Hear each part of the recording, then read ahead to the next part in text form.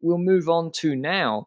Egan Bernal returns to competition after his horrendous accident earlier this year when he was on the time trial bike and he ran into the back of a bus training at home, sustained severe injuries. He's back, not in the Vuelta, not in the Italian Classics, in the Tour of Denmark, which is as pancake flat just about as you can get.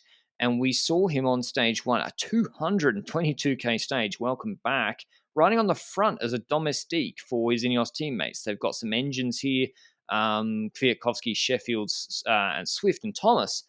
And he did the TT today and did do a great performance, 50th or something, but did the TT today. I need to check out maybe what his position looks like, whether it's changed or anything, but it's good to see him back, Benji. Big superstar of the sport, and his numbers have been looking pretty good in training. But this show, as always, is brought to you by Zwift. Zwift Academy is back for 2022. Registration is open now, whether you're aiming for a pro contract like Jay Vine or Neve Bradfrey, or just looking to kickstart your fitness with some structured sessions.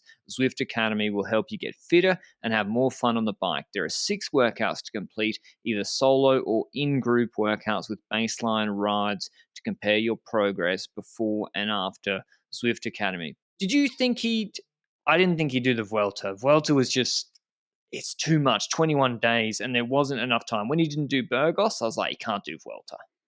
Yeah, I did not believe in the Vuelta. I think we said at the start of the year when the accident happened in the first place that we did not see a imminent return in cycling, not for the Tour de France, obviously, and not for the Vuelta. And throughout the year, I believe that became more clear and more clear. I think they even stated at some point that the Vuelta was not going to happen. Certain people brought it up as another possibility afterwards. But towards the end of the year, knowing that he had so limited racing before a potential Vuelta, I saw the Vuelta as completely impossible in that regard. Now, when it comes to the rest of 2022, calendar-wise, I don't really know what to expect. I'm looking at Denmark, potentially Deutschland Tour as an option afterwards. I'm looking at 1 week races to gradually up the racing again and finish off 2022 with some racing. I don't know if that means that he's going to be hunting for an Italian Classic somewhere. I don't know if that's going to be the case.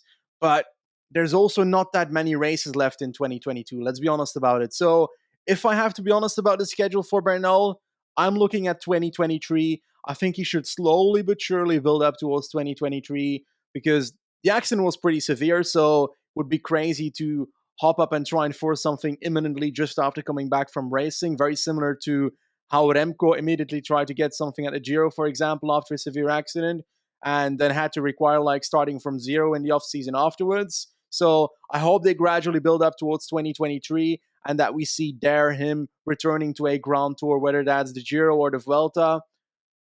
Is it going to be the Tour de France? I don't know. It's hard, because we don't know what level he's going to return at. You talk about his training numbers. In what effect do you mean that it's good, for example? Is that he was just doing 6 for 20 or something, or 5.8 for 20. Good, decent pro numbers, not peak numbers, not oh my God, this guy's about to top 3 Grand Tour numbers. Just that's not someone with a broken leg. That's someone riding at a pretty good level, doing good kilometers. He sacrificed a lot. He stayed in Europe. I think his mother has been unwell. And he sacrificed a lot this year. So I think before the winter break, I think he's going to want to get a result somewhere. I really do. I don't think he's done all this to not get a result. Even if it's not going to be the Vuelta, obviously. It's not going to be World Champs.